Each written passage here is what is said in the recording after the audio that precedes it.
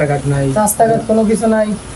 আর একজন খেলোয়াড় হিসাবে হলে সিট পাওয়াটা এটা প্রত্যক্ষ। বিশ্ববিদ্যালয় খেলা ফুটবল টিমের সদস্য 20 সাল থেকে ছিল। আল্লাহ যদি কবুল করে খেলোয়াড়দের জন্য করবো, সাধারণ শিক্ষার্থীদের জন্য করবো। তোমারটা কনফার্ম কত নম্বরে? 12 নাম্বার। হ্যাঁ, আপনারা এখন শেয়ার করতেছি কত নম্বর? 14 নম্বর কিভাবে? জি ভাই। সেই সাথে আমার প্যানেলের 1-10 খেয়াল করিও, চট্টগ্রাম হ্যাঁ বিশ্ববিদ্যালয়। ভাই, ভাই সাথে তো পরিচিত না। আচ্ছা, আর এ হচ্ছে তোমার বাবুর ভাই, এর বাড়ি হচ্ছে ঝিনাইদহ। ও হচ্ছে আমার কার্যনির্বাহী সদস্যদের নির্বাচন করতেছে। ওর ব্যালট নম্বর 28। ঠিক আছে। 28,054 সদস্য পদে ব্যালট নাম্বার 28। পুরো প্যানেলের দিকে একটু বিবেচনা করিও। আচ্ছা, অবশ্যই। আর ছাত্রদলের কর্মকাণ্ড চট্টগ্রাম বিশ্ববিদ্যালয়ের ক্ষেত্রে এটা হচ্ছে পর্যালোচনা করিও। 1 থেকে 6 বা এই যে 5 আগস্টের পরে শিক্ষার্থীদের বিপক্ষে কখনো যায় নাই। শিক্ষার্থীরা কিন্তু প্রত্যেকটা যৌক্তিক আন্দোলনের ছাত্রদল সর্বপ্রথমেই ছিল। সেক্ষেত্রে খোঁজ খবর নিয়ে কিছু বিবেচনায় রাখিও। অবশ্যই। আমার ব্যালট হচ্ছে 14। অপর প্যানেলের জন্য একটু দোয়া করি। এটা 1-10 হচ্ছে ভিপি, 1 হচ্ছে এজিএস। না, আপনাদের কোনো সমস্যা বা পরামর্শ থাকলে আমাদেরকে অবশ্যই জানাতে পারেন। আমরা হচ্ছে ইশতেহার তৈরি করবো, তো ইশতেহার হচ্ছে আপনাদের সারা শিক্ষার্থীদের জন্য। এই যে আপনারা কটেজে আছেন বা যারা হলে আছে, আকাশ পাতাল তফাৎ, আলো বাতাস। দিনের বেলায় তো এখানে আলো নাই। আবাসনটাই আর কি আমাদের প্রধান সমস্যা।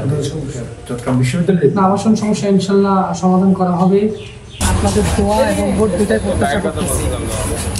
এই জন্য আমি ছুটে চলে আসলাম যে আপনাদের আপু দোয়া এবং ভোট দুটাই প্রত্যাশা করতেছি। অবশ্যই খোঁজ খবর নেবেন, যদি যোগ্য মনে হয় কি আমরা সপ্তাহে ব্যালট চলতে আমার প্যানেলের জন্য দোয়া করবেন।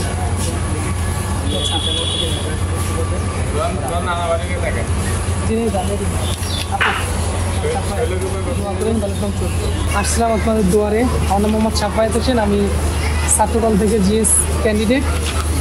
দোয়া করবেন। আর আপনাদের যদি কোনো পরামর্শ থাকে আমাদেরকে অবশ্যই দিবেন। ওই দিন দিয়েছেন, হ্যাঁ ওই দিন আপনাদের কথাগুলো আমরা ইশতেহারে তুলেছি। আবার যদি কোনো সমস্যা থাকে, কোনো আমার বোনদের নিয়ে কোনো সমস্যা থাকে, একমাত্র স্মার্ট সিটি বসুন্ধরা, আধুনিকতায় এক ধাপ এগিয়ে। বা নিরাপত্তাজনিত বা টেনশন জনিত আমাদেরকে অবশ্যই জানাবেন। আমরা সেটা ইশতেহারে তুলবো, কারণ আমাদের ইশতেহারটা একটু দেরি করে দিচ্ছি যে আপনাদের ভাবনা অনুযায়ী আমরা ইশতেহার তৈরি করবো। চট্টগ্রাম বিশ্ববিদ্যালয় হচ্ছে বাংলাদেশের সবথেকে বড় বিশ্ববিদ্যালয়। 6 দশক পেরিয়ে গেলেও এখন পর্যন্ত শুধুমাত্র 22% শিক্ষার্থী আবাসন সুবিধাটা ভোগ করতেছেন। আবাসন সমস্যা একটা সমাধান হবে বলে আমি মনে করি। আর এছাড়াও দীর্ঘমেয়াদী পরিকল্পনা অবশ্যই নিতে হবে, কারণ এভাবে তো আর একটা বিশ্ববিদ্যালয় চলতে পারে না। কারণ একটা স্টুডেন্ট যদি বাইরে জরাজীর্ণ এবং পর্যাপ্ত আলো বাতাসহীন বা স্যানিটারি সমস্যা, পানির সমস্যাহীন একটা কটেজে থাকে, তো সেক্ষেত্রে তাদের মানসিক বিকাশ করতে সমস্যা হবে। তো সর্বপ্রথম সমস্যাটা সমাধান করা হবে হচ্ছে আবাসন সমস্যাটা। আর এবারেও যে সমস্যাগুলো আছে এগুলো অগ্রাধিকার ভিত্তিতে আমরা সেই সমস্যার সমাধান করব। আর আল্লাহ যদি আমাদেরকে কবুল করেন, তাহলে স্টুডেন্টের